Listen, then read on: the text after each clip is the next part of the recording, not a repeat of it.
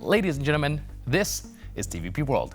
You're watching another edition of Break the Fake, where we debunk fake news and combat false narratives. I'm your host, Benjamin Lee, and let's get rolling. Now, we begin today with the latest incident on the Polish-Belarusian border.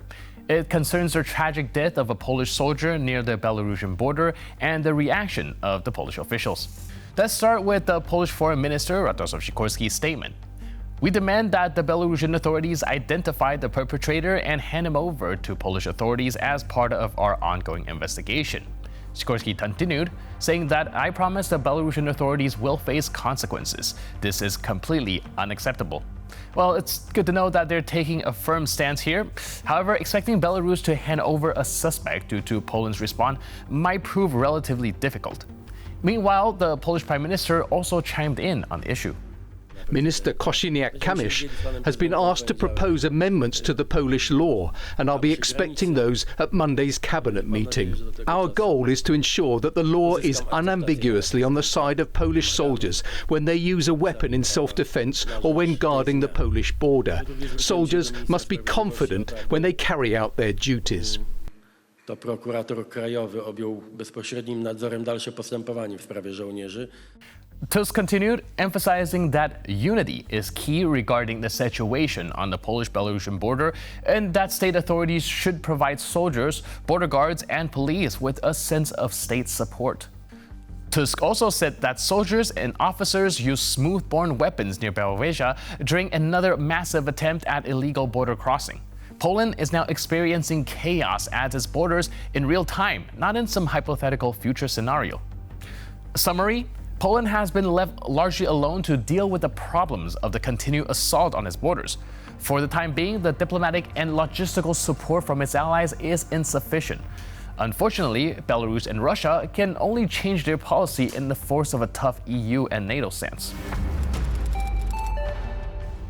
Now we turn our attention to the geopolitical equivalent of that one guy who brings a flamethrower to a marshmallow roast, Vladimir Putin. Recently, Putin declared Russia has the right to supply weapons to countries from which strikes can be launched against countries supplying weapons to Kyiv. Oh, wonderful. So it's an eye for an eye, but with more international chaos and slightly fewer eyeballs. This is Putin's way of saying if you give Ukraine a slingshot, we'll arm their neighbors with a bazooka. Measured response, as always. Мы думаем на тему о том, что если кто-то считает возможным поставлять такое оружие в зону боевых действий для нанесения ударов по нашей территории и создания проблем для нас, то почему у нас нет права поставлять наше оружие такого же класса в те регионы мира, где будут наноситься удары по чувствительным объектам тех стран, которые делают это в отношении России? Anton Gerashenko, advisor to the Minister of Internal Affairs of Ukraine, commented on X, saying that Russia wants to create chaos and tension around the world. This is a global threat. It will escalate as long as Russia is strong enough to do so. Right, because what the world needs right now more than ever is more chaos and tension. That's just what we're missing. It's almost as if Putin has a world domination bucket list and he's checking off things like create chaos, escalate tension, double check, ruin everyone's day. Nailed it. And as if Putin's threats weren't enough, we've got Russian propagandist Olga Skabeyeva entering the fray with her delightful proclamations. She threatens that Russian missiles will be placed in Cuba and Mexico. Yep, you heard that right, Cuba and Mexico, because apparently the Cuban Missile Crisis didn't already provide us with enough heart-pounding historical drama. Clearly, Skabeyeva thinks it's high time for a sequel. Европейцам, наверное, страшно, но европейцы ничего не решают, а американцам плевать. Еще раз мы возвращаемся к тезису о необходимости создания стратегической угрозы для самих США, иначе всем действительно все равно. Игрок воспринимает это как не относящееся к нему. Он не находится в этих густонаселенных европейских городах. И для него это тоже элемент игры. Вот в этом заключается главная проблема сегодняшней ситуации. Значит, ракеты на Кубе, ракеты в Мексике и поддержка всех прокси антиамериканских по всему миру. И оружие хуситам прямо сейчас. Но это единственное из того, что можно предпринять, не переходя какое-то время в стадию ядерной войны. Все остальное в последнее время не работает. Deja vu. But there's more. She also promised that Russia will support all the anti-American proxies around the world and provide weapons to the Houthis. Because what's a better way to show your love for global peace and stability than by arming every disgruntled group with a grudge against the United States? It's like Oprah, but with weapons. You get a missile, everybody gets a missile. So, there you have it. Putin and his merry band of propagandists are on a mission to outdo each other in the game of who can make the world a more terrifying place. And as they arm themselves to the teeth, the rest of us are left to wonder, what's next? Will Russia start handing out nuclear bombs as party favors? Thank you, Putin, for ensuring that international diplomacy remains as stable and predictable as a toddler on sugar high. Several official websites of political parties in the Netherlands came under cyber attack on Thursday after the start of the European Parliament elections.